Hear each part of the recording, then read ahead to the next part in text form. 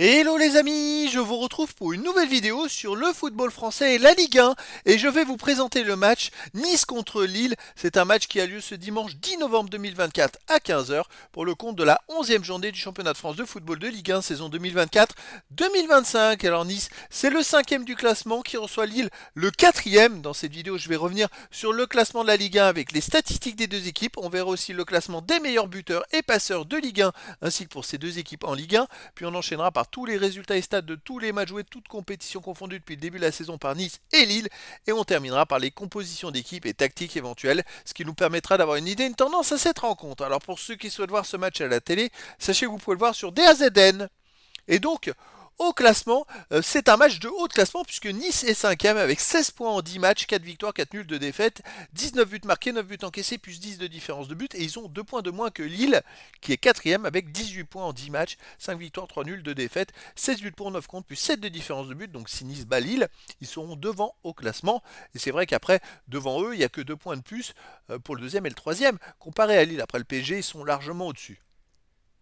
Au niveau des meilleurs marqueurs, pour Lille, on a Jonathan David avec 7 buts et pour Nice, Guessant 6 buts. Après, pour Nice, on a Moukoko et Alicho 2 buts, Laborde, Abdi et Diop 1 but. Et pour Lille, Zegrova 3 buts, Bayo 2 buts, Baker, Gomez et Diakité avec 1 but. Pour les meilleurs passeurs, pour Lille, on a Sarawi avec 3 passes décisives, Alessandro, Bouhadi, Cabella, Fernandez, Pardo et Haraldson avec une passe. Et pour Nice, on a Klaus avec 2 passes décisives, Abdi, Boudaoui, Diop et Guessant avec une passe décisive. Les résultats depuis le début de la saison, alors pour Nice, c'est vrai qu'ils jouent quand même la Ligue Europa et Lille joue la Ligue des Champions, donc c'est deux équipes qui jouent beaucoup de matchs. Mais comme vous pouvez voir, Lille a déjà joué énormément de matchs. Nice a joué 19 matchs, 5 victoires, 9 nuls, 5 défaites, 32 buts pour, 26 contre, plus 6 de différence de but. Alors par contre, ils ont quand même eu du mal dernièrement. Là, ils restent sur 3 matchs de suite sans défaite. Avant, ils avaient enchaîné 6 matchs sans victoire. C'est des petites séries comme ça.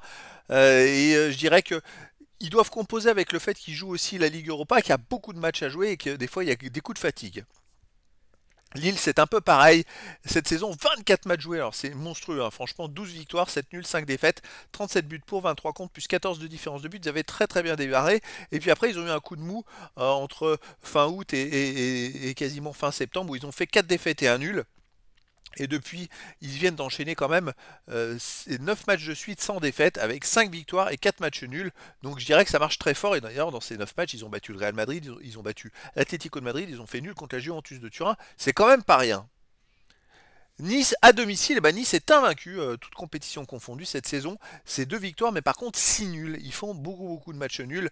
Aucune défaite, 8 matchs joués, donc 19 buts marqués, 10 buts encaissés plus 9 de différence de but. Cette semaine, ils ont joué donc ce jeudi, ils ont fait 2-2 contre Twente en Ligue Europa, alors que Lille, de son côté, a joué contre la Juventus de Turin, et c'était mardi, je crois, donc 1 ou 2 jours de récupération en plus, comparé à Nice, mais Nice avait joué à domicile. Alors, en plus, ils ont joué à 10 contre 11 pendant la dernière demi-heure, et ils sont revenus au score, donc moralement, pour le moral, ça doit être pas mal. Lille de son côté à l'extérieur, vous voyez, avait enchaîné pas mal de défaites, 3 défaites d'affilée à un moment. Ils avaient raté leur entrée d'ailleurs dans la C1, depuis ils se sont bien rattrapés. Et depuis cette défaite au Sporting Portugal, écoutez, ils ont enchaîné 3 victoires et un nul en 4 matchs. Championnat plus C1 avec la victoire à l'Atlético de Madrid, et puis dernièrement en championnat ils ont gagné 2-0 à Lens dans le derby, donc c'était une très belle performance.